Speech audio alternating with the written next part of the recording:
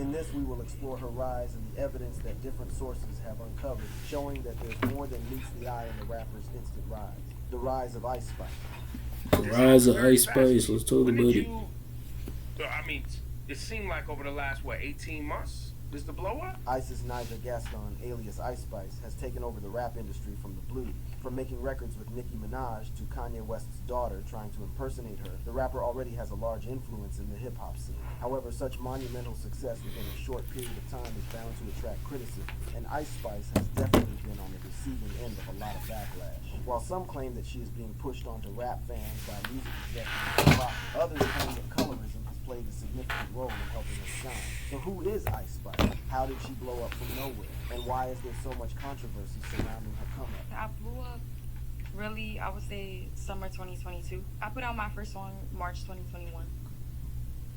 And like then I did like the On the Radar freestyle that has some momentum and stuff. And then like the Munch Chiller just went crazy. Ice Spice was born on the 1st of January 2000 to an African American father and a Dominican American mother. It's crazy. It's females like her that's in the industry right now that's gaining a lot of traction, getting a lot of streams and plays on the radio. But yet they overlook the people like Kalani. I mean, Kalani, she doing her thing. Janae Aiko. Who else? You got Tim's.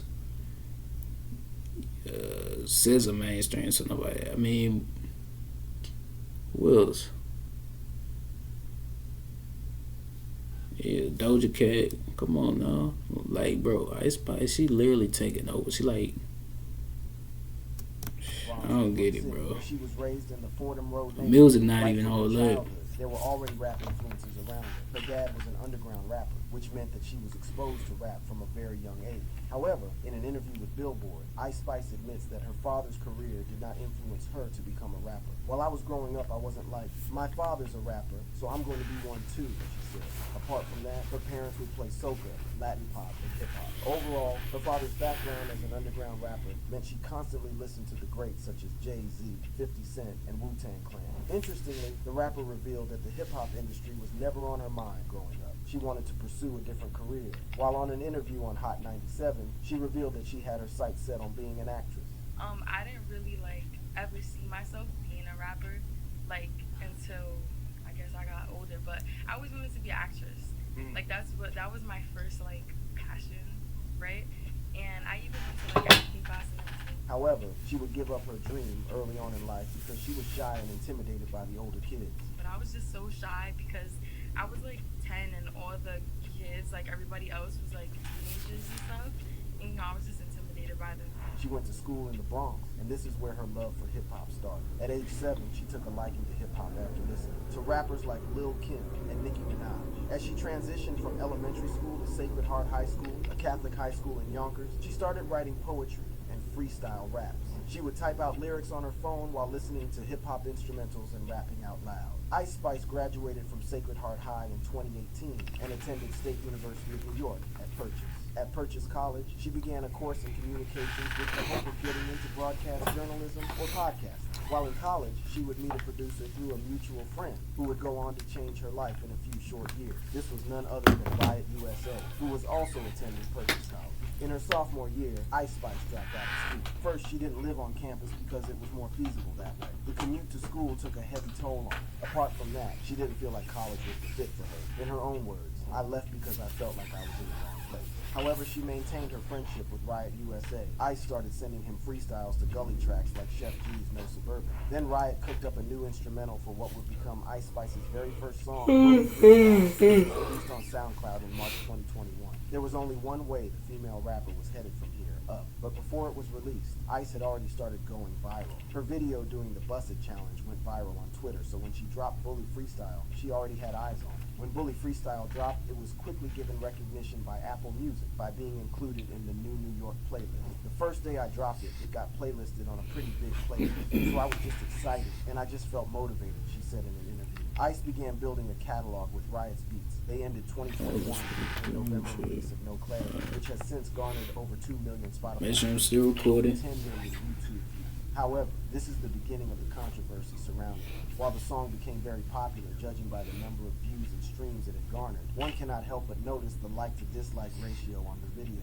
Even the comments seem divided, with some showing her love. One fan said, "Her flows are crazy, really switches it up on every song," while another praised her for being talented, super creative, and putting out good vibes into the world. However, some comments with the most likes made fun of the song and had some pretty harsh words for Ice Spice. "This ain't getting us out the hood, it's moving us across the street," one critic said. "This goes hard when no one's rapping," said another. However, one thing stood out with the comments.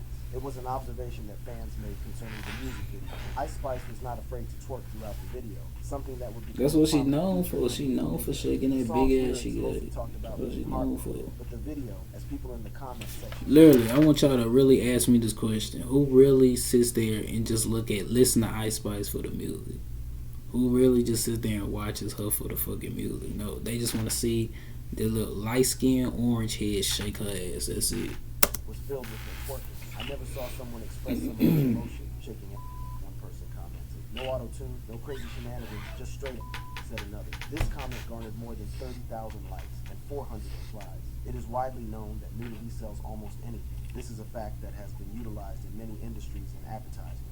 In most cases, female artists appear in music videos or live performances skimpily dressed. In music, a 2011 study titled Sexual Objectification in Music Videos found that female artists were more sexually objectified than male artists. The study also found that female artists more often use dance and dress to appear sexually alluring than their male counterparts. It seems that Ice Spice's tactics in her music videos have been used by female artists for ages. Despite this, Should've been going on for decades. Helps viewers enjoy the music more. Even if it does, that would not really explain why people are flocking to listen to her music. Her music is being streamed on audio platforms in large numbers. Apart from that, many female artists have been doing this for many years, so it is nothing new. For example, Nicki Minaj in her song Anaconda, where she and all of her dancers twerk throughout the music video. Therefore, Ice Spice's rise cannot be attributed to her music videos. In fact, judging from the comments section, she has been clowned more than praised because of it. While it may rack up views and get her publicity, it does not leave fans and critics coming back for more music. After the release of Bully Freestyle, she continued making more music, but would soon delete some of her music. According to her, she had faced a lot of hate online, that she was even scared to put out music. In her own words, "Everybody started talking. I was actually nervous to put music out because people were talking so much. I started to realize that they were talking shit because the first song was received well. People only love you when nobody else does, really. But then, once other people start to love you, people have to hate to balance it out." In early 2022, she released Name of Love and Euphoria. Both songs currently have more than 3 million views on YouTube, with the response from fans in the comments sections being largely positive. Her star would shine even brighter in May the same year when she performed on Off the Radar Radio. However, it was the following month that she really entered the spotlight. I was really trying to rhyme a word with lunch, and I just said munch for like the first time. That was the origin of the song Munch, a record that put her on everybody's radar. When a DM from Drake showing Ice love and promising her to play her record on his radio station, Sirius XM, was leaked. True to his word, the song was played on radio, helping boost its popularity. It also went viral on Twitter and TikTok, and charted on Billboard's Hot R&B and hip-hop songs and bubbling under Hot 100 charts. The song spawned unofficial remixes from artists like Meek Mill, Kali, and Cardi B. Drake did more for Ice Spice as he proceeded to fly her and her team out to Toronto. The two were then spotted at the OVO Fest together. Everyone knew that she was going to be the next big thing, since Drake has a team that helps him discover talent. He is also well known for promoting up-and-coming artists. However, there was drama involving Drake and Ice Spice that we will get to, as it has fueled a lot of controversy, with some citing it as evidence that she is an industry plant. While the song gained her massive recognition and was helping her gain massive fame, the reality on the ground was not consistent with her success.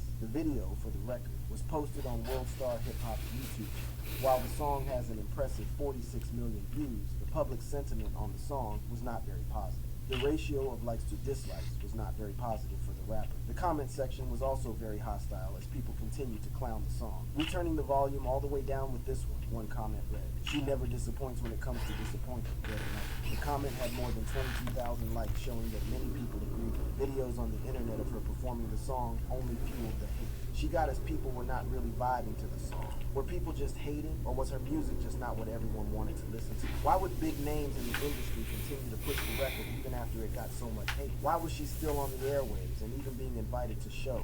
According to many people on the internet, Ice Spice continued to rise up in the industry because of her marketing and branding, while others thought it was because of her skin color. However, some went as far as to claim that she was nothing but an industry plant. One thing is for sure, Ice Spice is not a one-hit wonder, as she has gone on to make music with Nicki Minaj and even Taylor Swift. The marketing and branding surrounding Ice Spice can be described as a masterclass that fans couldn't help but notice. But before looking at her branding and marketing, let's look at the man behind it all, her manager, James Roseman Jr. Roseman Jr. is not new to the music industry, as he grew up in a family that dealt with managing celebrities. His father was the famous James Roseman, often known as Jimmy Henchman. He is well known for managing Mike Tyson and founding Henchman in 1996, the company that would later become the rap management company Czar Entertainment. Jimmy Henchman was the CEO of Czar when it managed legendary artists such as The Game, Sean Kingston, Brandy, Gucci Mane, and Akon. However, on October 25, 2013, Roseman was sentenced to life imprisonment for drug trafficking, obstruction of justice, firearms violation, and other financial crimes associated with his position as head of a multi-million-dollar transnational cocaine-selling organization. As you can see, Ice Spice's manager Roseman Jr. knows a thing or two about managing artists.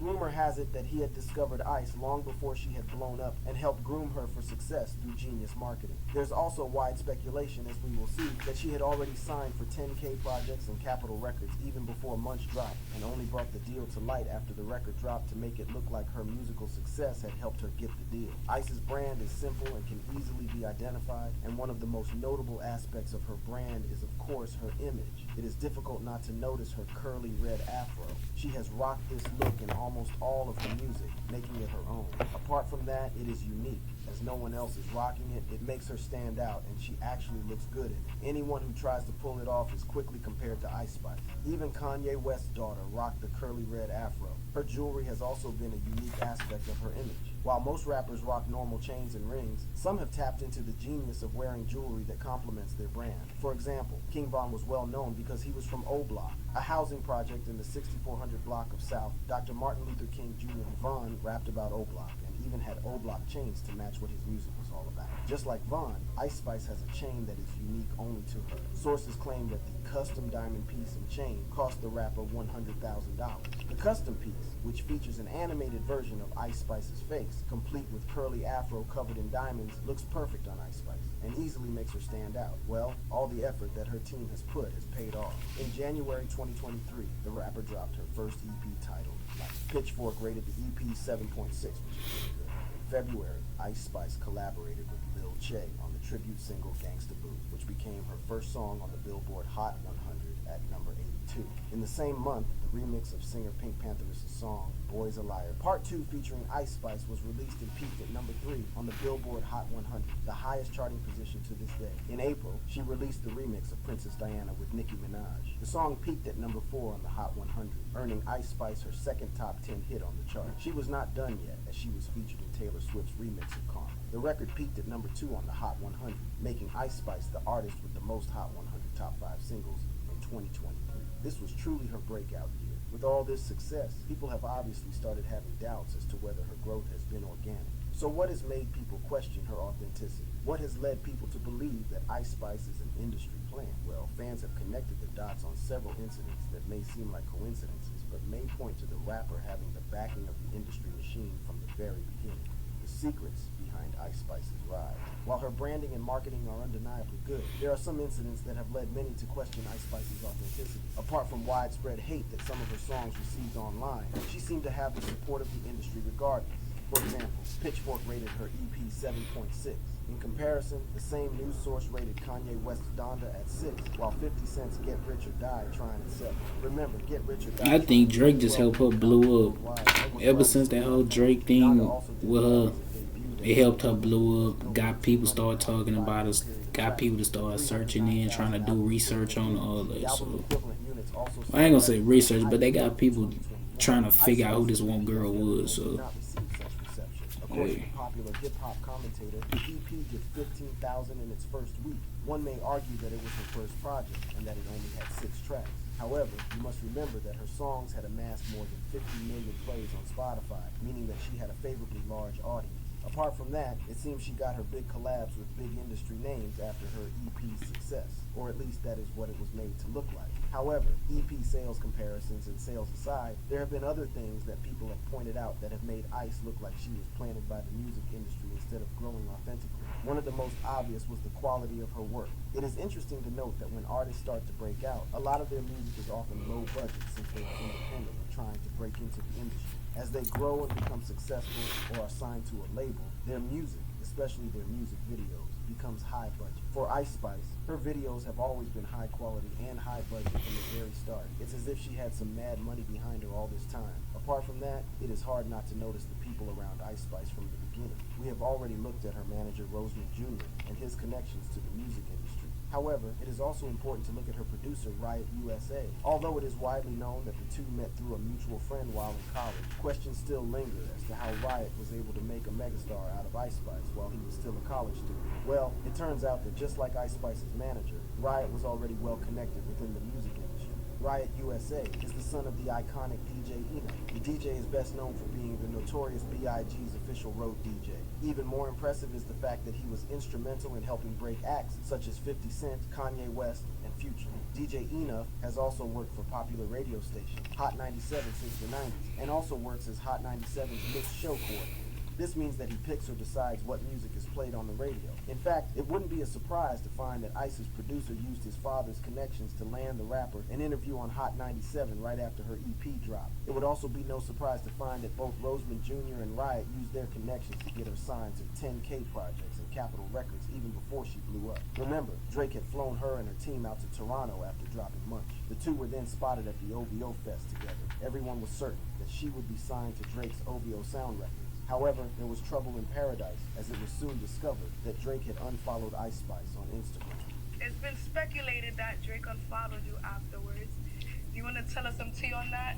He did. I mean, why though? Drake further fueled the rift between the two after he dropped the track Back Outside Boys. In the song, Drake raps, "She a 10 trying to rap, it's good on me." There was wide speculation that the dig was towards Ice Spice. The female rapper... That's the most corniest shit I've heard all day, man. Shortly after the track The fuck, bro? She tweeted. So what sparked this rift between the two? One of the theories that have been floated around the industry was that Drake had tried to sleep with her. However, she quickly shut that down in an interview. According to her, Drake was always surrounded by pretty girls all day and knew how to act around them. Nah, bro. What the fuck? Like, to some, you know, it's like nothing to some people. Like, some just know how to act around a baddie. You'd be surprised. So if that was not the reason, why had Drake dissed her? Another rumor was that the Toronto rapper had tried to sign her to OVO Sound. However, when she got to Canada, it was discovered that she was already signed to another label. This information had not yet been made public. Remember, the two were together in Toronto in August. However, it was not until October that news broke out that Ice Spice had been signed to 10K projects in a deal worth $3 million. It may be possible that the rapper was already signed behind the scenes. Revealing the deal before she had blown up may have proven that she was indeed an industry man. It is also important to look at her label because it also plays a big role in her success. 10K Projects is not just any other music label. It has Better make sure powerful they record. industry. Like 10K Projects turn was off founded by time. Elliot Grange in 2016. Elliot Grange is the son of Lucian Grange. If you do not know who Lucian Grange is, he is the chairman and CEO of Universal Music Group. He has even been referred to as the most powerful person in the music industry. Coincidentally, rapper 6ix9ine is also signed to 10K Projects.